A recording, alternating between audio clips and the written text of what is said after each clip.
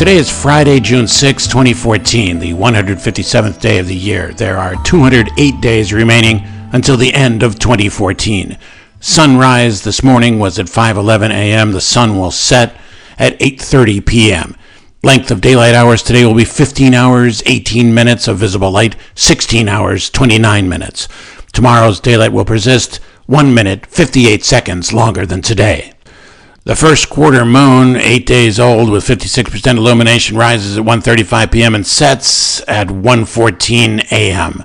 The moon passes today above Rutland City at 248,322 miles distant from the center of planet Earth, appearing within the sixth zodiacal designation, Virgo, the Virgin. Under mostly cloudy skies at a ceiling of 4,700 feet in downtown Rutland, expect clouds this morning and partly cloudy skies this afternoon with a 20% chance of rainfall and a high temperature of 72 degrees on the Fahrenheit scale. Winds northwest 10 to 15 miles per hour.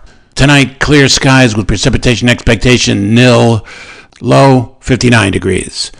Light west-northwest winds 5 to 10 miles per hour. Saturday, mostly sunny, high temperature around 80, and light northwest wind 5 to 10 miles per hour. Pollen count today is moderate, 6.2 out of 12. Humidity is high today, spiking up to around 96%. UV level is low, 1 out of 16. Air quality is, it's good. What are you, writing a book?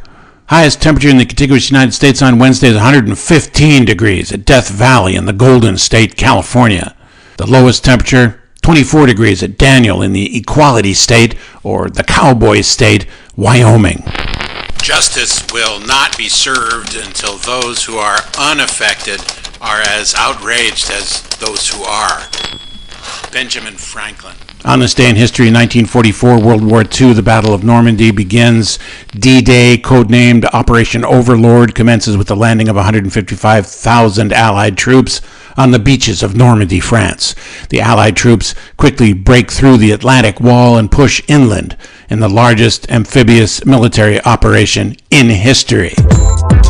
For those of you putting in 110%, taking one for the team, going above and beyond the call, taking it on the chin, pulling up your bootstraps, dropping your socks, and grabbing the brass ring on the ladder of success, or any other cliche related to hard work, just knock it off right now and grow up, you babies. Because research suggests nobody really cares much what you do. Oh, sure, people notice and tisk accordingly when you don't do what you said you were going to do.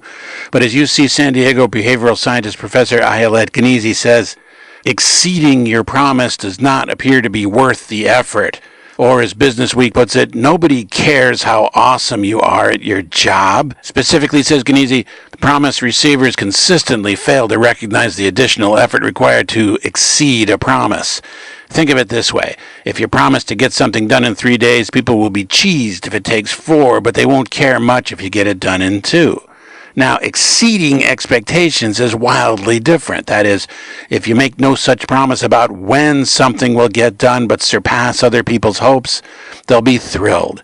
And maybe not to the core, but a thrill is a thrill, capiche? As for promises, Time magazine says just keeping your word is good enough, so focus on that. Just shut up and keep showing up on time. What are you trying to prove anyway? The exact genetic change that creates blonde hair has been identified, providing more insight into how the human genome works and proving once and for all that being blonde has nothing to do with intelligence.